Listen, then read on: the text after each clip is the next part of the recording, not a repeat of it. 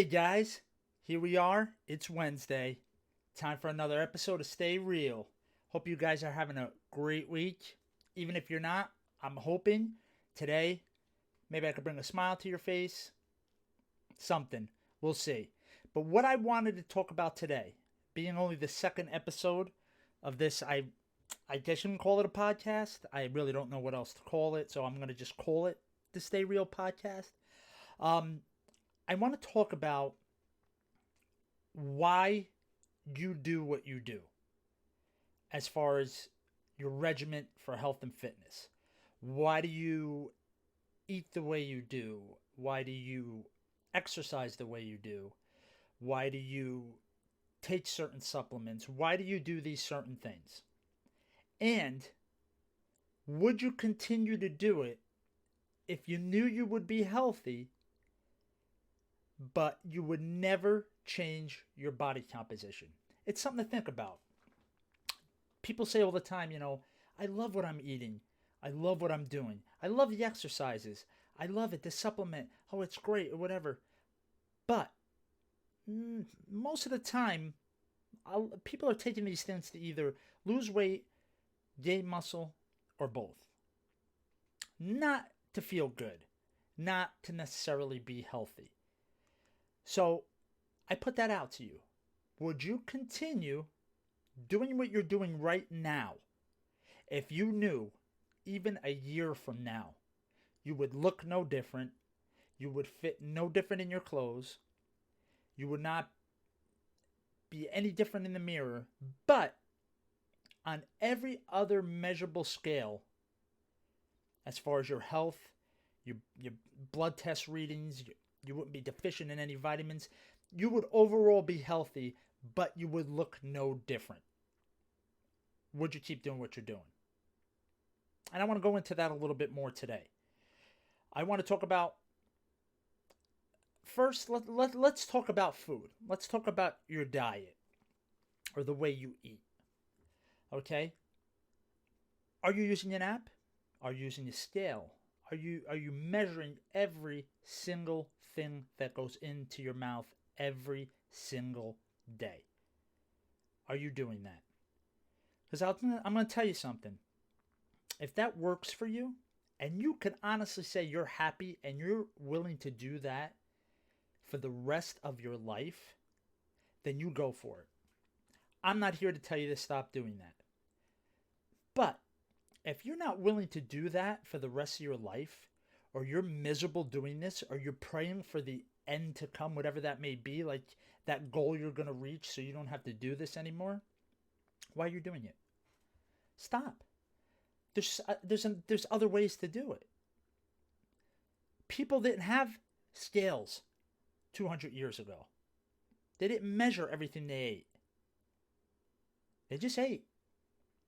And they listened to their bodies. And they moved. They didn't have MyFitnessPal. How did they do it? Was it some miracle? Was the food extra light in calories what they ate? No, it wasn't. So what are you saying, that there's only one way to eat? You have to measure everything and be exact with your calories? Calories are not an exact science by any means. Lots of time when you read the back of a box, the calories are wrong. There's no exacts. So when you go there and you're measuring every little thing and you're minusing 100 here or 500 here or whatever, it's not exact. It's not an exact science. So again, if you're happy, pay no attention to me. Keep doing it. But if you're not, maybe you need to find another way. Let me show you an example of something real quick. So as you can see, there's a picture up here of a gentleman. His name's Blake. Okay? You can find him. His name is Blake201. He's on Instagram. I've been following him for quite a while now. I find it very interesting. He gives some diet advice. He gives some programs out. Very energetic guy. Very positive guy. But he used to be overweight. for a long time. And this is a picture of him when he was overweight. Now, what he decided to do was decided to intermediate fast. He doesn't eat most of the day. He has one huge meal a day. Now, most diets and most healthy meal plans are going to tell you that is not the way to go. They're going to tell you that is the wrong thing to do. That does not work. You have to count every calorie. Exact. You have to do that. Well, let me show you what eating one huge meal a day did for this gentleman. Well, this is Blake now. This is him and his girlfriend. And that huge amount of food is their dinner, is their one meal a day. They're going to share all that food and that big thing of drink. I believe it's iced tea. That's their meal. They're going to eat that whole entire thing. Yet they're both in amazing shape.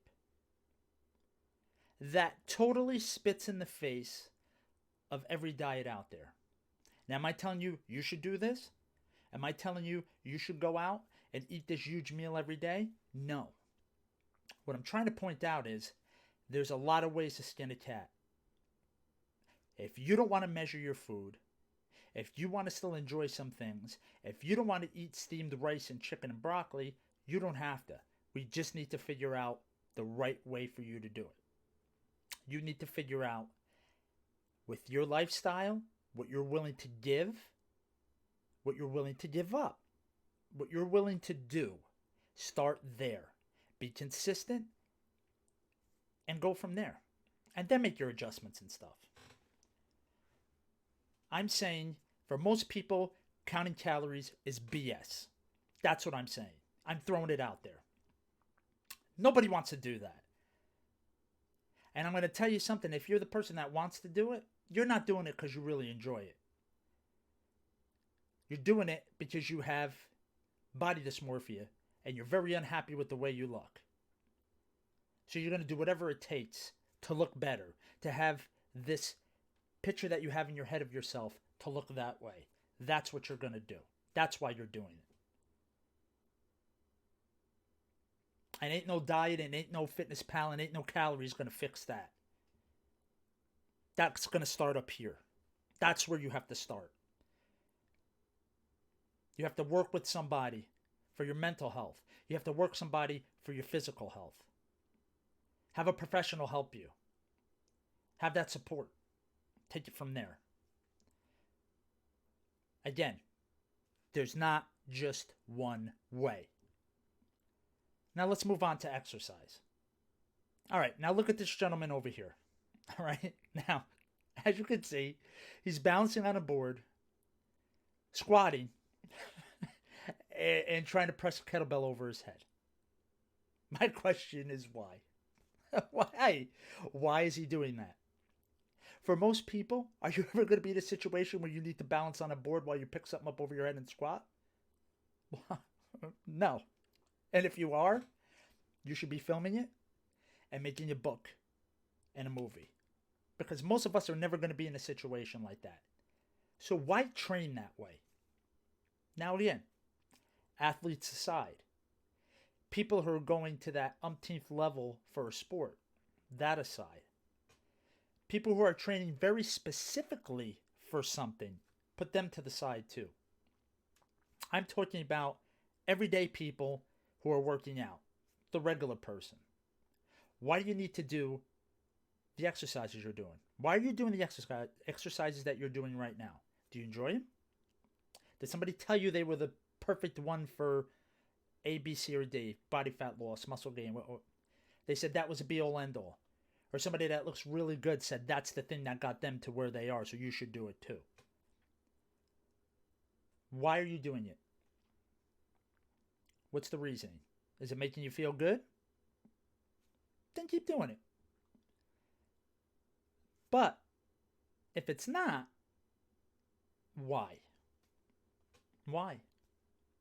I've seen so many exercises that I'm just like, why are you doing them? Now, some of them, they look a little crazy, but they are actual exercises. And they're meant for people that are so good at the basics and are strong enough and their form is amazing and they get bored doing the same thing all the time.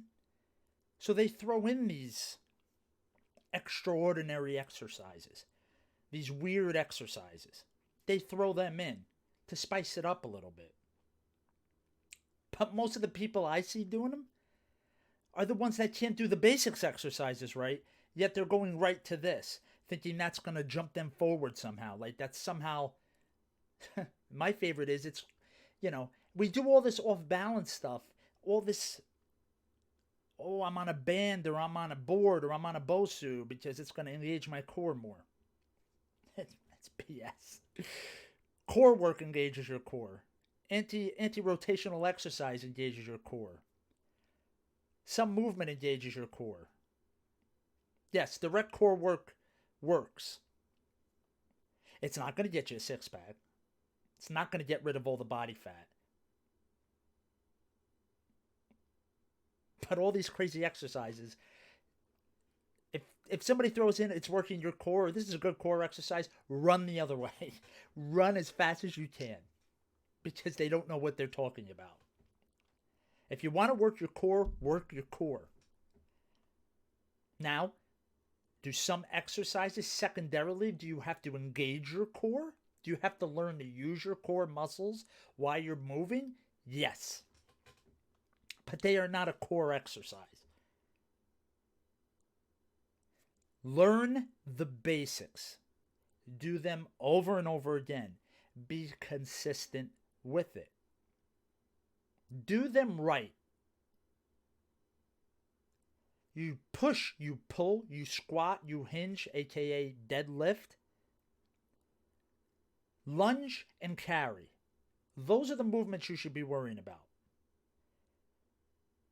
Once you learn the basics, then you can spice them up a little. Then you can do some secondary work. Then you can do some isolation work. Learn the basics. Because those are the things that are going to carry over to your everyday life. And I'm not going to use the F word. And what I mean by F word is not what you think. It's functional. I'm not going to use that word. But certain things will carry over to the things you do every day. Getting up and down, picking something off the ground, carrying something to your car correctly. This is why people are in pain. And 90% of you are in pain, but you won't admit it. Because either you don't want to be called whatever, you want to say you're giving up. You think that if I just keep exercising, that pain will go away. Or maybe if I just do this differently, it'll go away. No, you're not moving correctly. You're not addressing the issue. There's an issue there and you're not addressing it. It's that simple. And you can't figure it out. Sure, massages help. Chiropractors most definitely help. But you only see them for an hour or so every week. What are you doing the rest of the time to keep yourself better?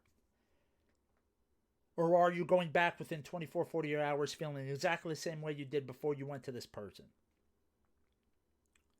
You have to take the personal responsibility and do these things on your own. Would you do these crazy exercises like I stated at the beginning if you knew you would never change the way you looked or you would never change your weight? Would you keep doing them? Or are you just doing them for that reason? It's something to think about. Yeah, it's something to think about. Now this picture cracks me up. It's so ridiculous in this picture. But this is what people feel that supplements do for them. People forget what supplement means. It's supposed to supplement your diet. It's supposed to supplement the food you're putting in your mouth. It's supposed to supplement something you're lacking. Or add a little something that you're not quite getting from the food. And only a few things have been proven to do that. So if you're basing your whole health and fitness regimen around a supplement, you're wasting your money. Have a good relationship with food. Learn how to eat correctly for the rest of your life. Go to the doctor, have a vitamin panel done. Find out what you are deficient in. And then take that supplement. It's that simple. Everyone wants to take a multivitamin. You're literally peeing away your vitamins. You don't need a multivitamin. You're better off taking the vitamins you are lacking. That's what you should be doing. Most of your stuff should be coming from food. Now again, athletes aside, sports people aside, bodybuilders, fitness models, all them aside, they have to go that extra mile. They need to supplement some things because they are working out hours and hours a day. But guess what? They're under the supervision of a coach. Somebody's helping them with every aspect of this so they can be as perfect as they can be come game time or contest time or whatever. That's not most of you. So don't train like them. Again, when you've been doing everything for a while and you need to shake it up, go for it. But if you're not, stop. Just stop. You don't need to waste your money on that. Take that money and go see a professional. Talk to somebody that will help you. Figure it out so you can do it on your own. Nobody says you have to work with somebody for the rest of your life. My goal as a trainer is to give you all the tools you need, be your support, to hopefully have you be able to go off on your own someday and maybe come see me once in a while to shake things up. I don't want you to need me. I know it's a horrible business model, but I don't want you to need me. I want to help you.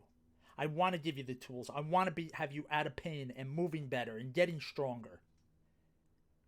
If you're not doing those key things first, weight loss and all that won't matter because you're just going to be miserable and in pain and tired. And deep down inside, unhealthy. So I'm going to tell you again, stop. Think about what you're doing. Would you keep doing it if you knew your body composition and your look would not change? Would you keep doing these things that you say you love? If they were going to keep you healthy, but you would look no different? Or are you doing everything you're doing because you want to look better and you don't care what the cost is to get you there? You don't care who you listen to, what you do, no matter if there's that inner voice telling you, I should not do this. Something doesn't feel right. Why am I listening to this person that don't know what the hell they're talking about?